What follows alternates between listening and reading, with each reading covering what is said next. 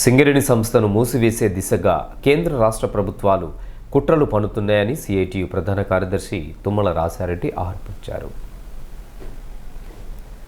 శుక్రవారం గోదావరికని శ్రామిక భవన్లో జరిగిన యూనియన్ సమావేశానికి రాసారెడ్డి ముఖ్య అతిథిగా హాజరై మాట్లాడుతూ కార్మిక సంఘాలు టెండర్ల అవకతవకలు కుంభకోణాల మీద ఎప్పటి నుండో ఆరోపణలు చేస్తున్నా పట్టించుకోకుండా సంస్థను బదనాం చేసే పరిస్థితికి తీసుకొచ్చిన అధికారులపై మొదట చర్యలు తీసుకోవాలని డిమాండ్ చేశారు.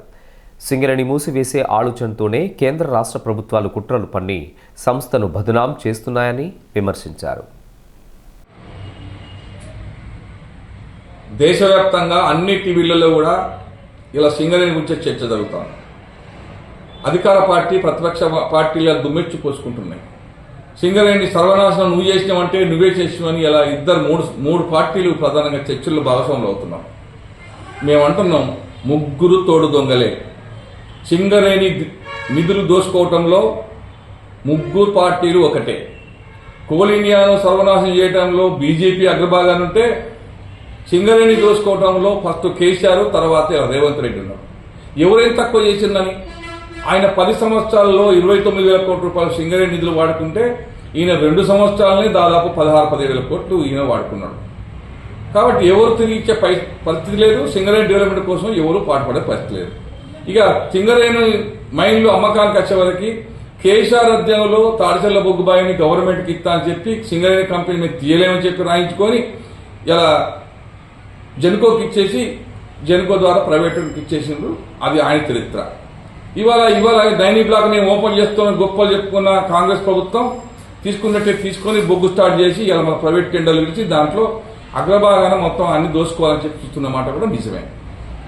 ఎందుకు పరిస్థితి అంటే ఎవ్వరికీ కూడా సింగరేణి పట్ల చిత్తశుద్ధి లేదు. మొత్తం సింగరేణి బొగ్గుబాలు ఎట్లా అమ్మాలి, ఎట్లా దోసుకోవాలి, ఎట్లా సంపాదించుకోవాలని తప్ప సింగరేణి కార్మికులకు ఉద్యోగ అవకాశాలు కల్పించాలని ఉందా? సింగరేణికి కొత్త బావిలు తీసుకురావాలని ఉందా? సింగరేణి కొత్త బావులు తీసుకురావాలనుకుంటే మీరు ఎక్కడన్నా కేంద్ర ప్రభుత్వం దగ్గర ఒత్తిడి తీసుకొచ్చిందా? 2015 కాంచెలు మేము ఎన్నో మైన్ల కోసం సింగరేణి సంస్థ కేంద్ర ప్రభుత్వం కొట్లాడుతా అంటే అప్పుడు కేసీఆర్ కానీ ఇప్పుడు రేవంత్ రెడ్డి గారు ఏమన్నా మైండ్ తీసుకొచ్చిందా? టెండర్ల వాళ్ళని చెప్పి ఉచిత సలహా ఇవ్వడం తప్ప మొత్తం మాకు వచ్చిన డబ్బులన్నింటి కూడా రాష్ట్ర కేంద్ర ప్రభుత్వాలు ఇలా రకరకాల పేర్లతోటి 1000 కోట్లు తెచ్చుకుంటున్న మీరు సింగరేణి నష్టాల బాటలు ఏమన్నా ఉందా? సంవత్సరం 1000 కోట్ల రూపాయలు తీసుకొచ్చి తెలంగాణకే ఒక తలమానికంగా మొత్తం డెవలప్మెంట్లో అగ్రభాగంగా సింగరేణి ఉంది. అలా దీన్ని సర్వనాశనం చేస్తున్నారు. దీంట్లో దాదాపు 40,000 మంది ఇప్పుడు ఉంటే ఇలా 2,000 మంది తగ్గిపోయినారు. డిపెండెంట్ ఎంప్లాయీని బంద్ చేసినారు. కారణం ఏంది? కార్మికులు ఎక్కువ ఉన్నారు అంటున్నారు. మరి కార్మికులు ఎక్కువ ఉన్నప్పుడు బొగ్గుబాయి మనమే తీయచ్చు కదా. ఒరిస్సా బొగ్గుబాయి కేంద్ర ప్రభుత్వం సింగరేణి కేటాయిస్తే సింగరేణి ఎందుకు టెండర్ పెట్టాలి? మేము అంటున్నాం, ఇది ఖచ్చితంగా అంత మోసపూరితమైన కార్యక్రమం జరుగుతూ ఉంది.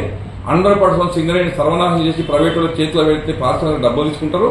మేము అంటున్నాం, దీంట్లో ప్రధానంగా ఇంకొక చర్చ జరగాలి. దీన్ని ఎవరు మాట్లాడలేరు.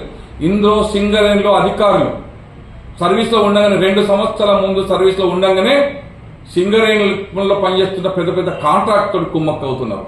సింగరేణికి సంబంధించిన రహస్యాలన్నీ కూడా వాళ్ళకి అందిస్తున్నారు. ఎక్కడైతే లాభదాయకంగా ఉంటుందో ఆ లాభదాయకంగా మైన్లని ఇవాళ వాళ్ళు కొత్తుండటమో లేకపోతే దాంట్లో జనరల్ మేనేజర్గా డైరెక్ట్గా ప్రైవేట్ కంపెనీతో ములాఖత్ అయి సింగరేణిలో ప్రతి ఓబీ కాంట్రాక్టర్లో ప్రధానంగా సింగరేణిలో పనిచేసిన దిగిపోయిన అధికారులే అందులో పాల్పంచుకుంటున్నారు.